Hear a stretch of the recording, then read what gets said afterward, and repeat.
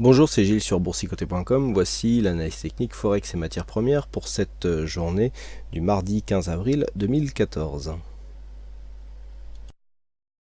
Et nous commençons tout de suite avec l'analyse de l'euro-dollar. Donc pas grand chose de plus à dire qu'hier. Alors hier on était autour du 38,2%. Et bien aujourd'hui on a continué ici sur ce mouvement avec un contact sur le prochain retracement, à savoir le retracement à 50%.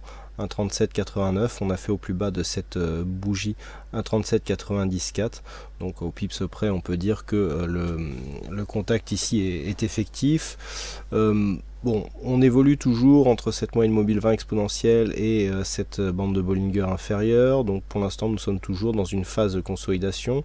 Attention toutefois, un contexte légèrement survendu, un retournement du MACD pourrait nous faire connaître ici un rebond technique.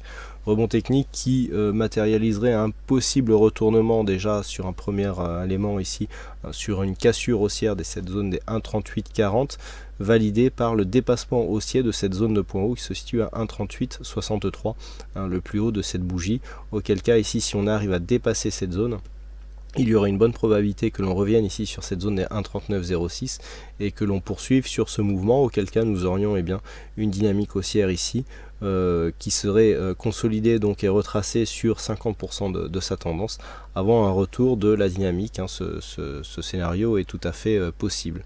Si les cours entrent ici dans cette zone 50,618, et bien c'est 1,3770 qui devrait jouer le rôle de support. Par contre sur une rupture ici des 1,3762, et bien il y aurait une probabilité accrue de revenir sur un retracement total qui nous enverrait sur la zone des 1,3673. Idem sur le dollar yen, rien de neuf sous le soleil et je dirais même sous le soleil levant. On est ici sous cette zone de résistance qui se situe à 101,85-90. Toujours cette zone ici qui fait office de résistance. On essaye d'attaquer ici cette ancienne résistance oblique qui avait cédé fut un temps. On est revenu ici sous cette zone et donc par rapport à, je dirais, à la tendance qui s'était mise en place. Alors on est toujours ici coincé entre ces deux possibilités, à savoir cette sortie par rapport à une cassure haussière de cette résistance qui avait eu lieu dans un premier temps, mais avec la réintégration, et bien ça s'apparence à une fausse sortie, même si l'amplitude était relativement conséquente. Et cette deuxième possibilité ici, avec cette succession de points hauts légèrement haussiers, avec une faible dynamique qui nous indique quand même au moins une phase de temporisation et en tout cas de neutralisation de la dynamique est en train de se mettre en place, mais vu les haussiers, vu les points hauts qui sont assez haussiers, on peut quand même parier sur un retour d'une tendance haussière. Alors comment valider ou invalider l'une ou l'autre de ces possibilités? Alors pour invalider le biais haussier, eh bien tout simplement il faudrait une cassure de cette zone des 101,20. C'est vrai que si nous avons une cassure de cette zone ici qui joue quand même un bon rôle de support, eh bien il n'y aura plus cette succession de points hauts légèrement haussiers et donc on repasserait sur un flux baissier. Et donc pour valider ici une poursuite du mouvement haussier, eh bien il faudrait dans un premier temps déjà casser cette zone de résistance baissière qui a été cassée, qui a été testée à 2 reprises récemment. Là on est en train encore d'essayer de la déborder. Alors vu le contexte ça semble difficile puisque nous sommes ici sur une phase où on n'est même pas arrivé à monter en surachat. Il y a déjà un retournement du MACD. Il semblerait que la dynamique soit plutôt faible au contact de cette résistance et ce n'est pas en tout cas avec ce genre, même si tout peut toujours arriver bien sûr, ce n'est pas avec ce genre de configuration qu'on a un pourcentage de chance optimum d'avoir une poursuite du mouvement haussier. Donc là, pour l'instant, il semblerait que l'on soit coincé sous cette zone de résistance. Si toutefois on arrivait à s'extirper de cette zone et à repasser durablement au-delà des 102 yens pour un dollar, eh bien on validerait une possibilité déjà. Il faudrait une rupture de cette zone des 102,50 qui était précédemment déjà une zone de résistance ici.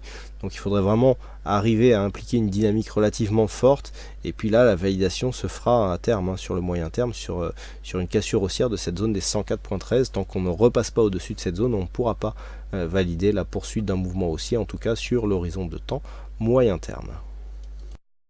Et puis enfin sur l'or, alors un mouvement baissier assez puissant qui nous montre quand même que la crise ukrainienne n'est pas si grave que ça, en tout cas, si grave que ça dans le sens, bien sûr, bon, parce qu'il y a des morts quand même, si grave que ça dans le sens de la configuration de marché.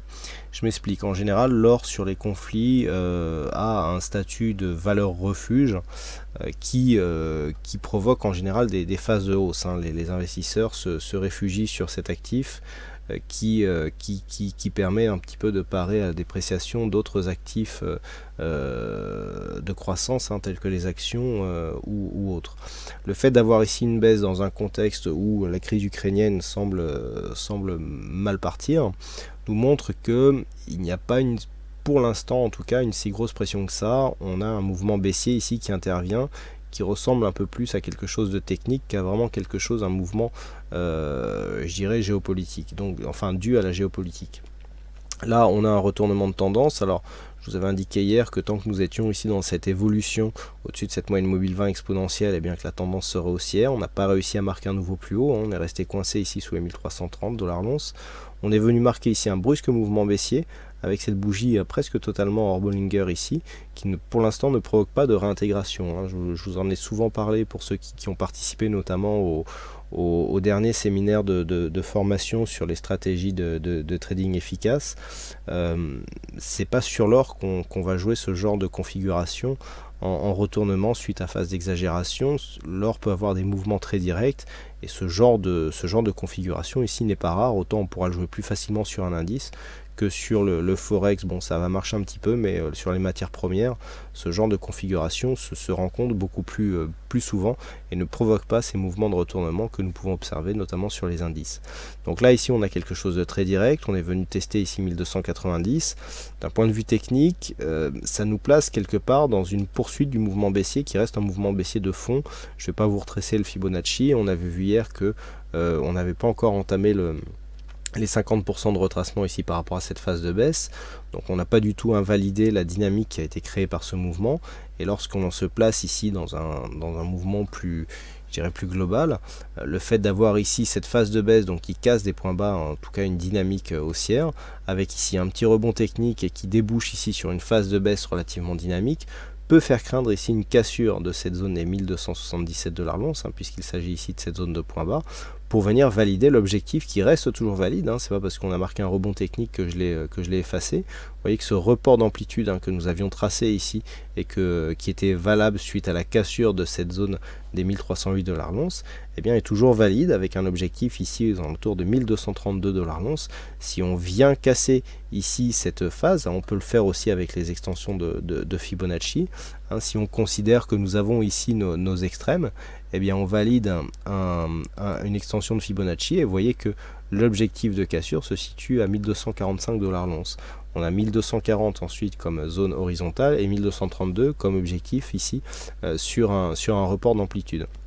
Donc on voit que sur une cassure ici, ce ne sont pas les objectifs qui manquent par rapport à une poursuite du mouvement.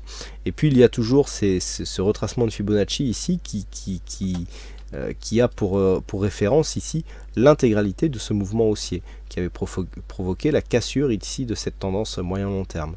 Le fait de casser ici cette zone à 1265, hein, on avait défini des objectifs aux alentours de 1240, eh bien nous indique que sur cette phase de hausse ici qui devrait normalement impulser une dynamique, puisque autant par contre sur cette phase on ne l'a pas atteint, là on est venu se retourner dans la zone 50-61-8. Donc on est toujours potentiellement d'un point de vue moyen terme dans une poursuite de mouvement haussier. Sauf que si on vient casser cette zone et que l'on recasse ici cette zone des 1245 $ l'once, eh bien on invalidera la poursuite du mouvement haussier puisqu'il y aura rupture du retracement des 61,8%. Auquel cas, eh bien on viendrait ici sur des objectifs intermédiaires donc qui nous donnent les points que je viens de vous citer, et à terme la possibilité d'un retour ici sur un retracement global qui nous ramènerait sous les 1200 $ l'once, à savoir 1187 $ l'once. Donc des points bas à surveiller.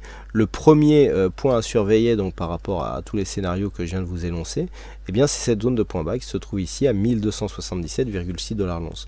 Une cassure de cette zone pourrait provoquer effectivement la mise en place d'objectifs baissiers, avec donc une poursuite du mouvement qui est toujours envisageable. Et sur la tendance moyen-long terme, on invaliderait presque cette zone de sortie comme une zone de retournement. Nous avions vu que depuis que la zone ici des 1360 $ l'once avait été cassée, on avait validé la mise en place d'un mouvement haussier. Si on revient ici sur cette zone, on changera de biais pour cette tendance moyen-long terme. On ne sera plus dans un biais haussier, mais dans un biais de neutralisation, c'est-à-dire que nous aurions ici une phase de baisse, cassure de la dynamique, et donc installation dans un biais neutre de sortie de tendance, mais sans retournement. Voilà donc ce que l'on peut dire sur l'or aujourd'hui. Voilà donc ce que nous pouvons dire sur cette analyse technique Forex et matières premières. Il ne me reste plus qu'à vous souhaiter à toutes et à tous une bonne soirée, bonne chance dans vos prochains trades, et on se retrouve donc dès demain pour d'autres analyses techniques en vidéo. Bonsoir à tous.